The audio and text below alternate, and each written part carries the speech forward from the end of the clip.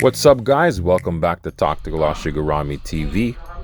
And as per usual, as I always say, don't forget to like, comment, share, subscribe, all that good jazz.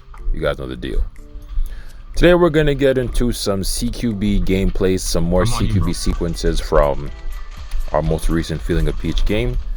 Being is that it is the premier field here, and you know, it's pretty much where the content is right now, as a matter of fact. But going forward, we're going to be focused on using concealment and using barricades in CQB and some of the important aspects of these elements and how it pertains to actual airsoft combat in a sense. And pretty much we're going to go into different types of relevance. But in this case, with the scenarios where I'm playing with the USAF, and it was really an awesome to get the opportunity to mix it up with them and to see how they were playing, how they were moving, how they were using these type of concepts, right? So you guys have seen some of my other gameplay footage where I have tried to do this effectively.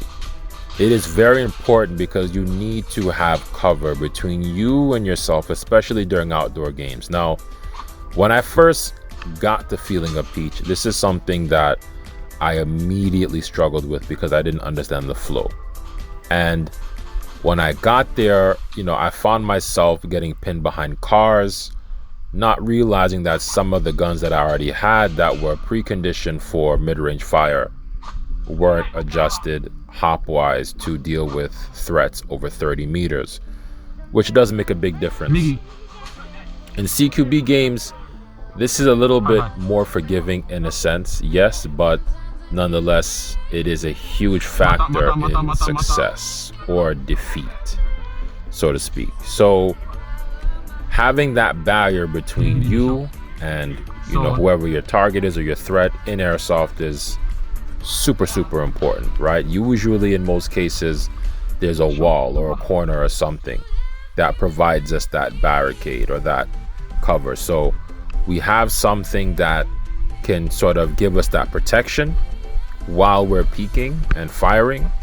And in a sense where it's a barricade would pretty much be the same thing, right? Having that cover is very important. And as you saw, there were times where especially during those transitions where we had to move, get from one place to another, but sort of settle and cover and clear before we can transition again. And this is a pattern that keeps going on, and usually in those kind of scenarios you are consistently rinsing and repeating and doing the same thing. So sometimes in some cases it does seem like it's being the flow of combat is being stagnated, but that's not always the case. Honestly, during this game it was really difficult overall because many of the guys on the other side were how should I say, let's just say they had the marshmallows and s'mores ready. And you guys know exactly what I mean by that. But nonetheless, these are concepts that are always going to be relevant. And even though we might have some success in this game, I did have at least some brief periods of success where we were able to turn defense into offense, and the flow of combat sort of started to switch from time to time depending on the game style and what we were doing. I believe this was a capture the flag game. It could have been, to be honest with you. I'm not exactly sure. Could be a search and destroy as well. Yeah. But the bottom line is that during these scenarios and these sequences, these concepts are always going to be important. When you're behind cover, you're behind concealment, you're thinking about visual angles, where are you relative towards your threat, and making sure that you're covered in a sense, so when you're exposed and the enemy knows you're there, you're able to engage. And then if not, you should be protected.